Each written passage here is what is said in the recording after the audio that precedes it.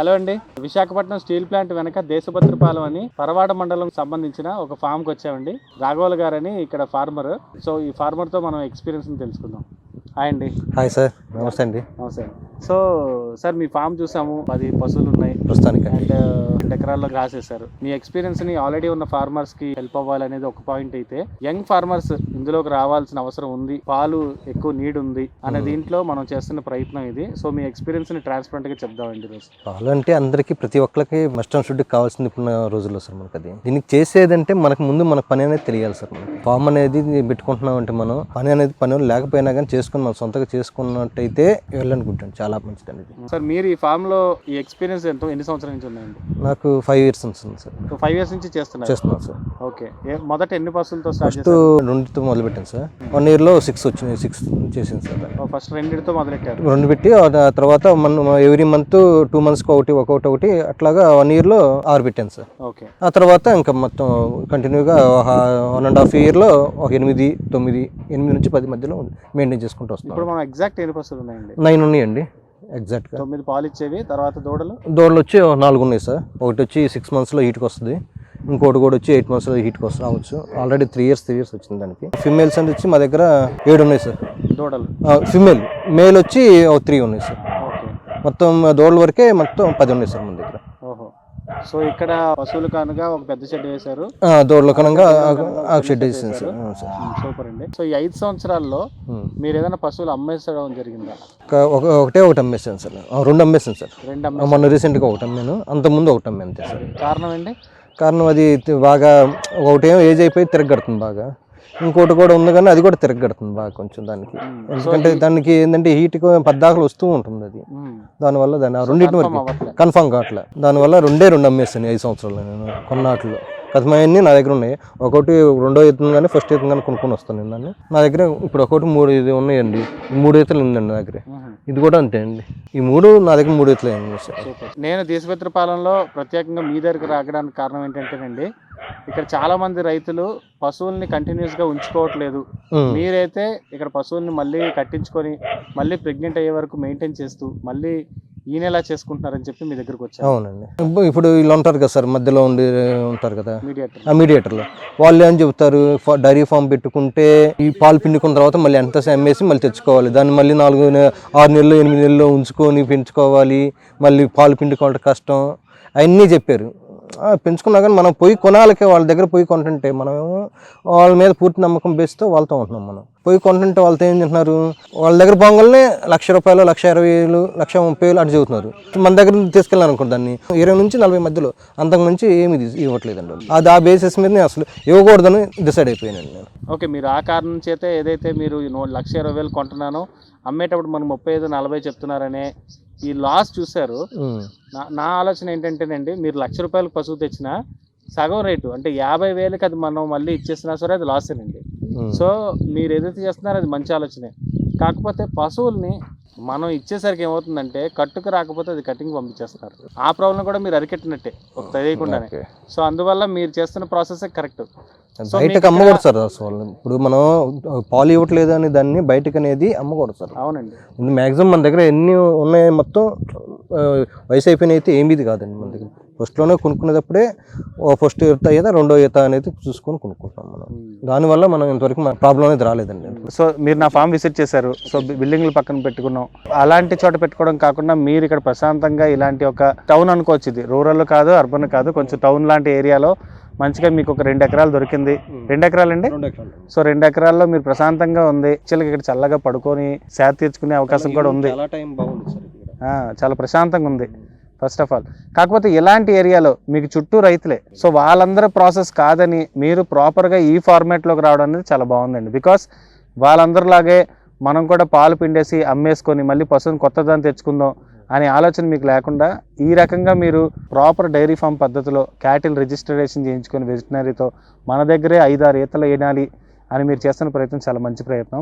అయితే ఇలాంటి చుట్టుపక్కల ఫార్మర్స్ ఉన్నప్పుడు మీరెందుకు దానాలు వేస్తున్నారు? తౌడులతో మేపొచ్చు, తౌడులు కూడా కాదు యాక్చువల్ కుడుతులు, హోటల్ వేస్టేజ్లు అవి వేయొచ్చు అని చాలా మంది మీ చుట్టూ ఉన్న ఫార్మర్సే చేస్తున్నారు.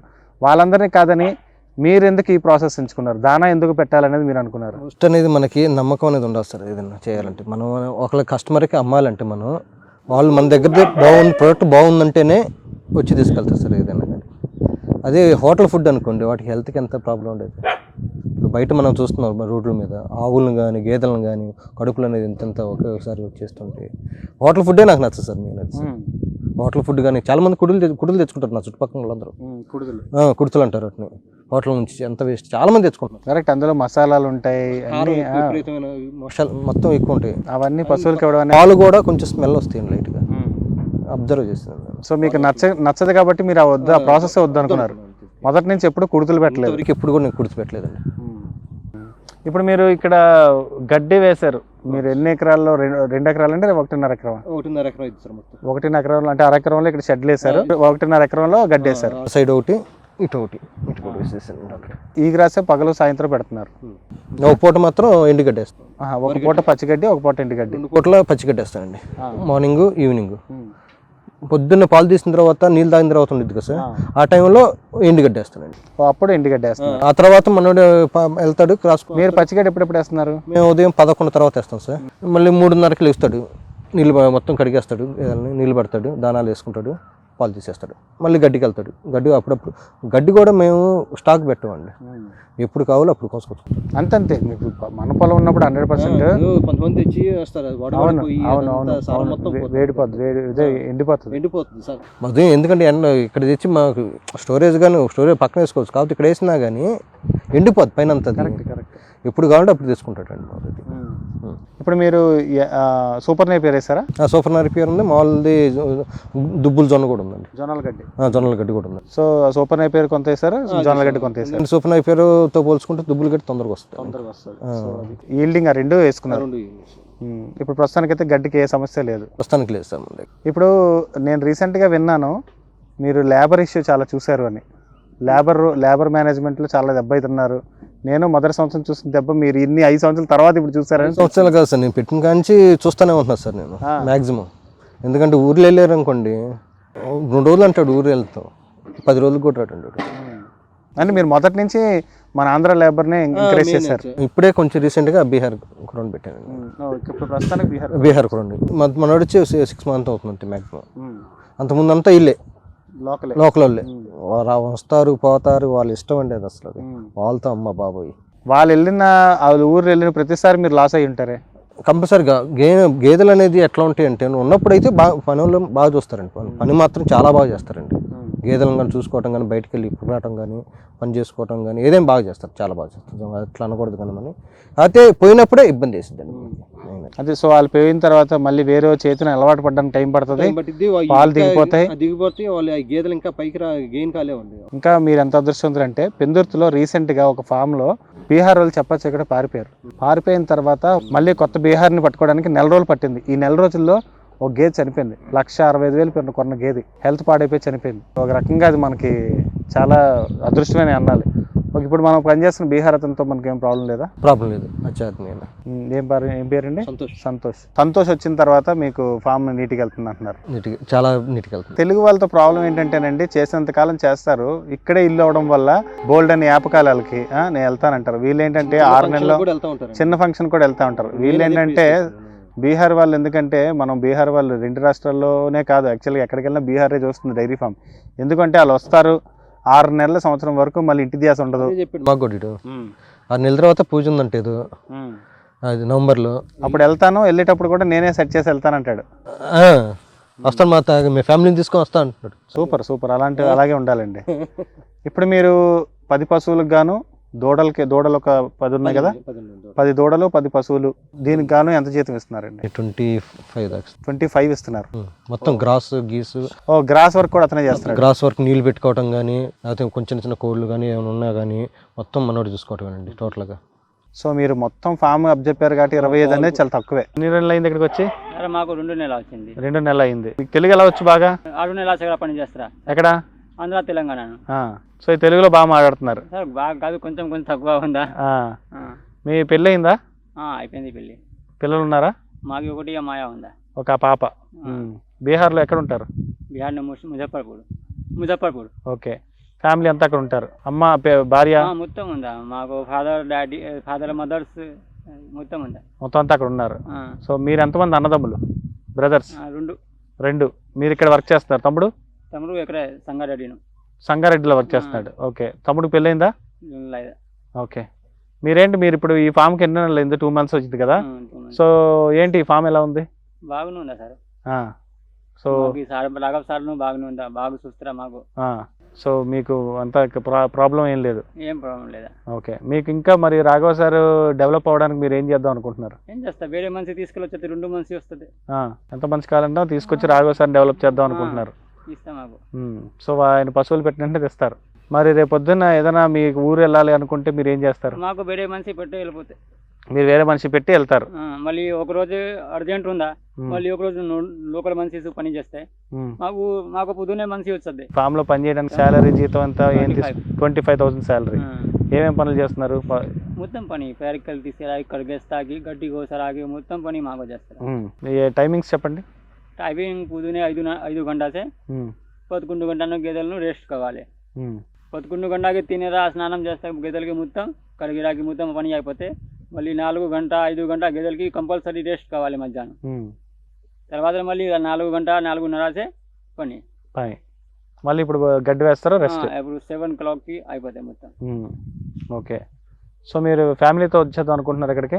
వస్తుంది, ఎప్పుడు కాదు 2-3 నెలల తర్వాత ఫ్యామిలీ తీసుకుని వచ్చేది. ఫ్యామిలీ అంటే భార్య, మాకు వైఫ్, పాప? మాకు వైఫ్ ఒకటి పిల్ల. సో వాళ్ళిద్దరిని తీసుకొచ్చేద్దాం అనుకుంటున్నారు. ఒక తర్వాత 2 సంవత్సరాలు ఇక్కడ ఉంటారు. 2 years ఇక్కడే ఉంటారు. తర్వాత వేరే మనిషి మాకు తమ్ముడు ఉందా, మాకు ఊరికి మొత్తం మనిషి ఉందా కాంటాక్ట్, మాకు కంపల్సరీ 50 మనిషి ఉందా కాంటాక్ట్. ఏ మనిషి కావాలి, ఎక్కడ మనిషి కావాలి మాకు పెడతా. ఆంధ్ర తెలంగాణలో డైరీ ఫార్మింగ్ ఎలా ఉంది? సరే ఎక్కడ బాగానే ఉందా మొత్తం. అంటే మీరు అబ్జర్వ్ చేసిన ప్రాబ్లమ్స్ ఏంటి ఇక్కడ ఆంధ్రాలో? ప్రాబ్లం ఏముంది?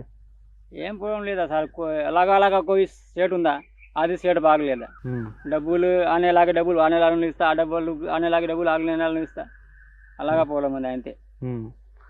మీ ప్రాబ్లం కాదు, ఇక్కడ డైరీ ఫార్మింగ్ ప్రాబ్లం. అంటే పశువుల ఇష్యూ, ఇప్పుడు క్యాటిల్ ఇష్యూ, లేదా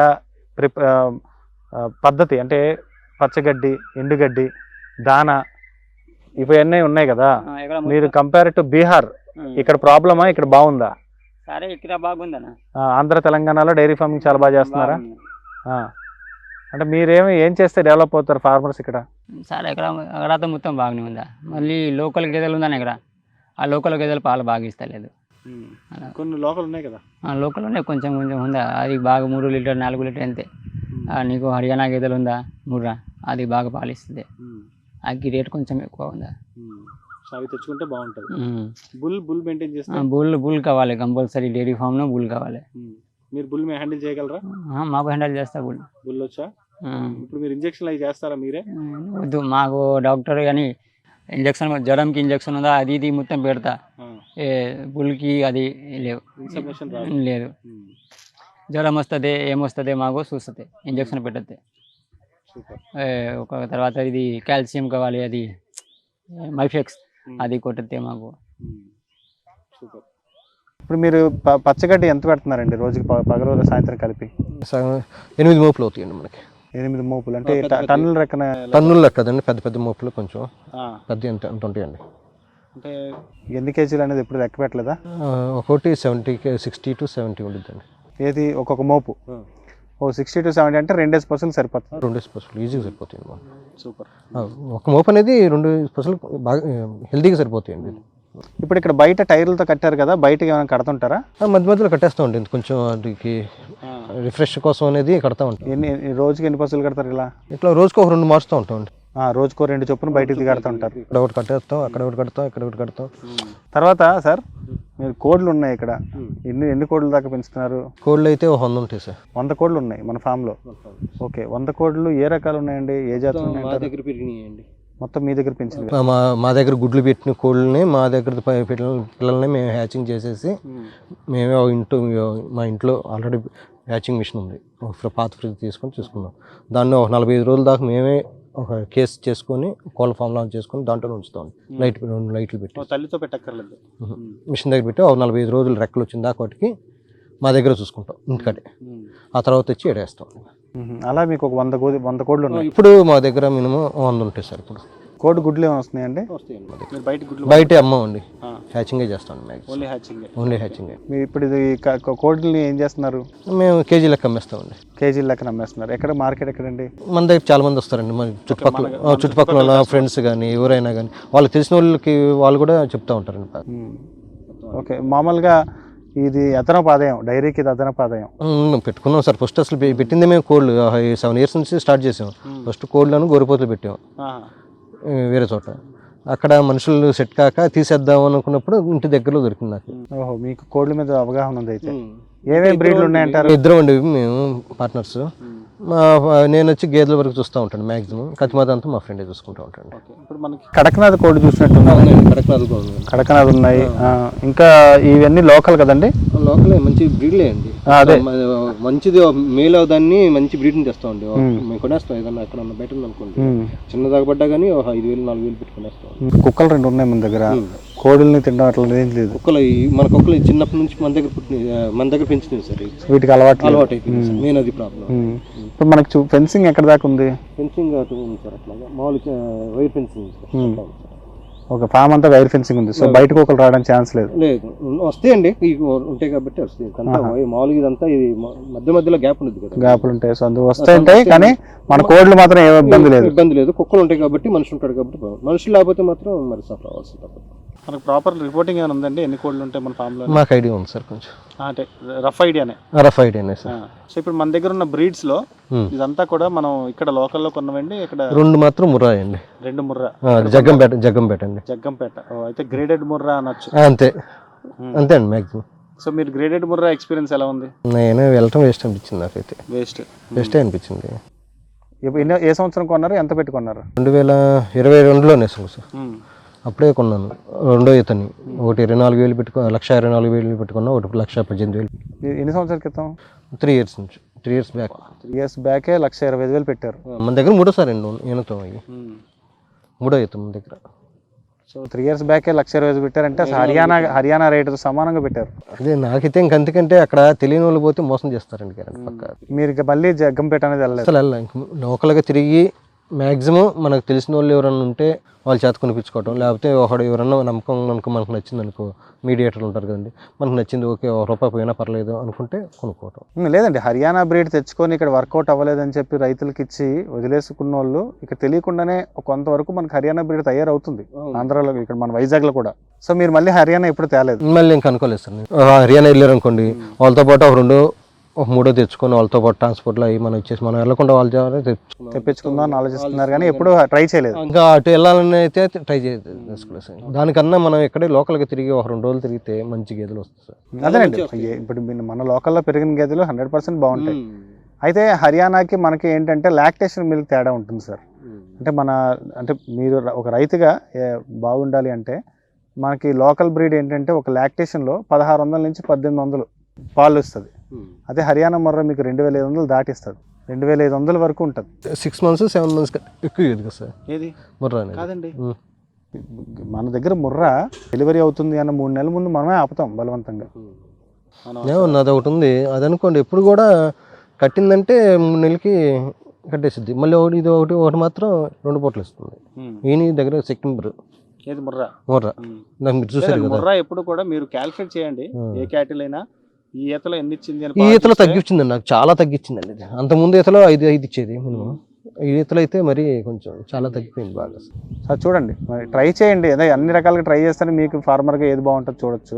సో ఇప్పుడు మన దగ్గర పడ్డలను పెంచుతున్నారు. ఎన్ని సంవత్సరాల నుంచి పెంచుతున్నారు? నేను 3 years నుంచి పెంచుతున్నాను. 3 years నుంచి. సో ఈ పాటికి కట్టుకొస్తాయి. 2 వచ్చినాయి సార్. ఇక్కడ మన సిటీలో పెంచుతున్నప్పుడు కొంచెం కష్టం అవుద్ది, కానీ ఇట్లా మీకు బయట తిరిగే ప్లేస్ ఉంది కాబట్టి మీరు 100% దూడలను ఇక్కడ పెంపకం చేసుకుంటే లాభం. నాకు మెయిన్ లేబర్ ప్రాబ్లం మెయిన్. అసలు పని వాళ్ళు ఒక్కలా రావట్లేదండి. నెలకి రోజుకి వచ్చి ₹750 ఇచ్చినా కానీ రావట్లేదండి. ఏదైనా చెట్టు కానీ ఏదైనా పెంచుకున్నాం కానీ. సో లేబర్ ఇష్యూ ఎక్కువ చూస్తాను. నేను ఫేస్ చేస్తున్నా కూడా అదే అండి. అది కరెక్ట్గా ఉంటే మనం ఎంతైనా కానీ పెట్టవచ్చు, దానికి తగ్గ ప్రతిఫలం రావచ్చు, ఈజీగా రావచ్చు. సో మీ దృష్టిలో డైరీ ఫామ్ అనేది లాస్ కాదు? లాస్ ఏం కాదు సార్ నాకు తెలిసి. అది మనుషులు ఉండి చేసుకుంటే ఇంకా సొంత మనుషులు ఉండి ఇంకా మనం ఎక్కువ ఫామ్లోనే స్టే చేస్తూ ఉంటే మన క్లాస్ అంటూ రాదండి. మీకు అంటే దానికి సరిపోతుంది అనేది పక్కన పెడితే మీకు ఇందులో తృప్తి ఎక్కువ ఉంటుంది, అది ఇష్టం కొద్దీ చేస్తున్నాను అంతే. ఇష్టం ఎక్కువ ఉంటుంది. ఓకే, మంచి పాలు వస్తున్నాయి. మనిషి లేకపోయినా కానీ చేస్తుంది, ఎందుకంటే ఇష్టంతో కొద్దీ చేస్తూ ఉంటాను.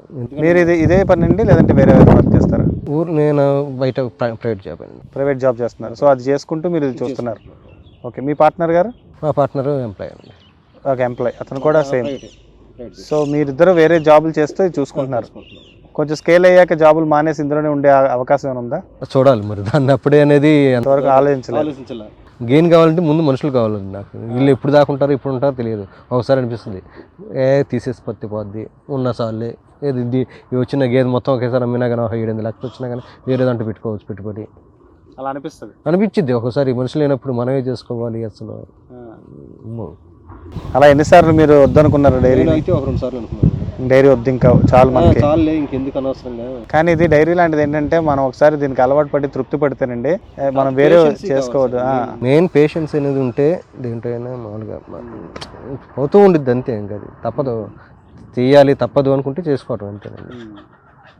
ఇప్పుడు మీరు కుడుతులు పెట్టకుండా దానాలు పెట్టి అలాగే మనం పశువులు అమ్మేసుకోకుండా ఇంత చక్కగా చేసుకుంటున్నప్పుడు ఇలాంటి ఫార్మర్ బాగుండాలి ఎప్పుడు కూడా. మనం మీరు ఊరికే తీసేస్తాను అనేది ఇప్పుడు మీకు ఇంత వేరే దీని మీద అంటే మాకున్న జాబ్ని బట్టి మేము దాని ప్రిఫరెన్స్ జాబ్ పర్పస్ మీద వచ్చాము.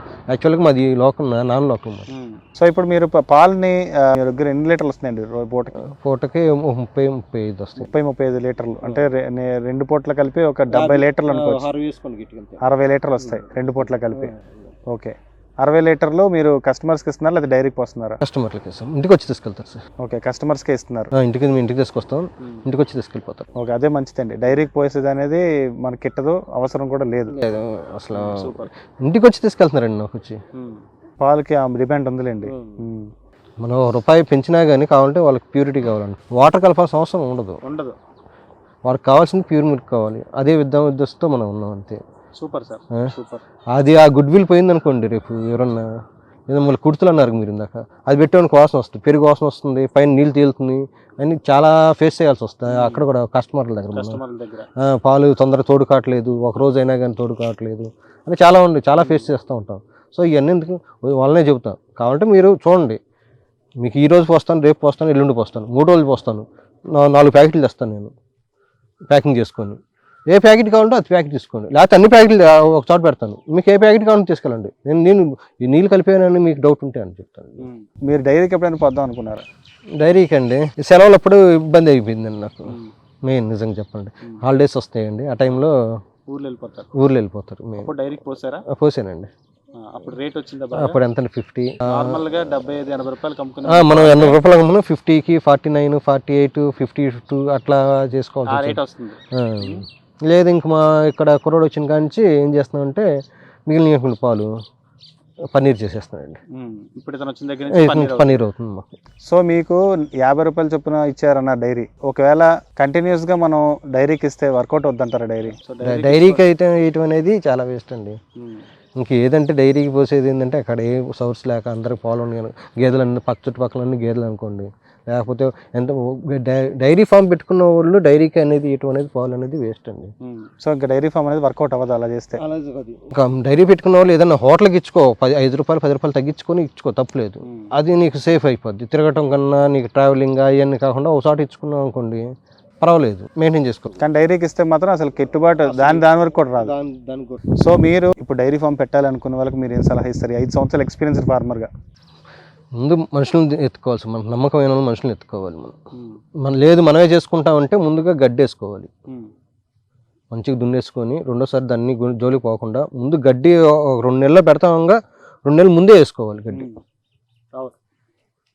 ఆ గడ్డి ఉండి చేసేవాళ్ళు మనుషులు ఉంటే పక్కాగా వెళ్ళిపోవచ్చు అండి. ఇక్కడ నుంచి మీ నెక్స్ట్ ప్లాన్ ఏంటండి? ఏం చేద్దాం? నేను ఇంకొక 10 గేదెలను పెంచి షెడ్ కూడా ఇంకొంచెం ఎక్స్టెండ్ చేద్దాం అనుకుంటున్నాను. ఇంకొక 10 గేదెలు ఇదే సైట్ లో? నాకు 5 years దాకా అన్నారు సార్ వాళ్ళు. 5 years అయితే పక్కా ఉంది, పక్కా ఇస్తామండి అన్నారు వాళ్ళు. ఇంతకుముందు మీరు వేరే సైట్ లో ఇక్కడికి వచ్చి ఎంత ఫిబ్రవరి నుంచి వచ్చాము, మార్చి నుంచి వచ్చామండి. సో ఇంతకుముందు వేరే సైట్ లో ఉండేవారు. 3 years అగ్రిమెంట్ అక్కడ కొంచెం మాకు ప్లేస్ సరిగ్గా లేక మేము. సో మీరు ఇక్కడికి వచ్చారు. ఇది ఒక 5 సంవత్సరాలు ఎందుకంటే ఇక్కడ మీరు ఇంకొక 10 గదులు పెట్టి షెడ్ పెంచుకుందాం చూస్తున్నారు. మరి ఇప్పుడు సంతోష్ ఏమన్నట్లేదు చెప్పట్లేదా నేను ఊరి నుంచి తెస్తాను మీరు పెంచండి అని? అంటున్నాడు. ఇంకొన్ని పెంచుకొని షెడ్ వేసేసేయండి, ఇంకొకటి వస్తాడు అంటాడు. ఇద్దరు ఒకసారి పోయారు ఇంకో నేను ఎత్తుకోవాలి, మళ్ళీ మొత్తం లేనిపోయింది. దాని మిషన్ మీదకి ఎందుకు వెళ్ళలేదు మీరు? మిషన్ ఫస్ట్ నుంచి ఈయన వెంటనే అలవాటు చేయాలండి మెయిన్. ఈయన వెంటనే మనం గేదె ఈనుతుంది కదా, ఈయన తర్వాత వెంటనే మనం అలవాటు చేస్తే మిషన్ అలవాటు చేసుకోవచ్చు. ఇప్పుడు వీళ్ళు ఏం చేస్తారు, ఎందుకండి మిషన్ నేను తెస్తా కానీ ఎందుకు పాడైపోద్దండి అన్నట్టుగా మాట్లాడతారు. ఇప్పుడు మీకు ఇక్కడ ఈ పరవాడ మండలంలో మీకు దగ్గరలో ఉన్న వెటనరీ హాస్పిటల్ ఎక్కడ ఉందండి? మాకు పర్వాడే సార్. పరవాడే. ఎవరైనా వెటనరీ డాక్టర్ వస్తున్నారా? మీరు ప్రస్తుతం మీ వెటనరీ సర్వీస్ ఎలా ఉన్నాయి ఇక్కడ? పర్లేదండి, మరీ అంత బ్యాడ్ ఏం కాదు. వెటనరీ నుంచి వ్యాక్సినేషన్లు ఏం రావట్లేదా? ఏమీ రావట్లేదు సార్ మాకు. అవునా? ఓకే. మాకు ఇంతవరకు ఎవరు వాళ్ళ మీద ఏదన్నా ఎదగొచ్చింది అనుకోండి, ఇంజక్షన్ కోసం పిలుస్తాం, బాగలేదంటే రాంబాబు గారిని పిలుస్తాం, డాక్టర్ గారు రాంబాబు. ఇదివరకు చీపురుపల్లిలో చేసేవాడు ఆయన పరిచయం వల్ల ఆయన మారిపోయాడు. అయినా కానీ సండే కానీ మార్నింగ్ టైంలో కానీ ఆయన పిలుస్తాం రాంబాబు గారు. కట్టు కాదు, ఏదన్నా గేదె బాగా పోయినా కానీ మెయిన్ మ్యాక్సిమం రాంబాబు గారు అని డాక్టర్ చీపురుపల్లి చేస్తున్నారు. ఆయన బాగా చిరంజీవి గారు చేస్తున్నారు. మేము బుల్ కూడా ఒకటి తయారు చేద్దాం కొందాం అనుకుంటున్నాం సార్. కొనుక్కుందాం అనుకుంటున్నాం. కాదు సార్, ఇప్పుడు మీరు ఇక్కడ దగ్గరలో ఉన్న వెటనరీ దగ్గరికి వెళ్ళి నేను ఇలా రైతుని, నా దగ్గర 10 గేదెలు ఉన్నాయంటే వాళ్ళే వస్తారు. ఎవరు రారండి ఇక్కడ మాకు. లేదు సార్, మీ ప్రయత్నం మీరు చేయండి. ఎందుకంటే నేను డైరీ పెట్టినంటేనే ఫస్ట్ మా దగ్గరలో అగనంపూడి వెటనరీ ఉంది. నాకు రిజిస్ట్రేషన్ చేయించలేదండి నేను. రిజిస్ట్రేషన్ చేయించండి. అంటే నేను అంటుంది రిజిస్ట్రేషన్ అంటే ఏం పెద్ద రిజిస్ట్రేషన్ కాదు. నా దగ్గర 10 పశువులు నేను చెప్తే వాళ్ళే వచ్చి నోట్ చేసుకెళ్తారు. సో దట్ ఏంటంటే ఏ సీజన్కి వచ్చినా ఆ సీజన్ గవర్నమెంట్ మనకి ఇస్తున్నవన్నీ మనకు అలౌట్ అయిపోతాయి. వాళ్ళు వస్తారు, వ్యాక్సినేషన్ చేస్తారు. ఇది ఖచ్చితంగా మైండ్లో పెట్టుకోండి సార్.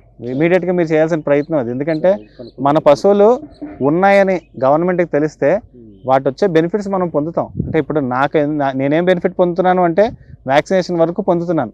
మిగతా ఏమైనా వస్తున్నాయంటే ప్రస్తుతానికి ఏం లేవు. కానీ వ్యాక్సినేషన్స్ చాలా ఇంపార్టెంట్ కదా, ఏవి రోగాలు రాకుండా. ఇన్సూరెన్స్లు ఏమైనా చేయిస్తున్నారా?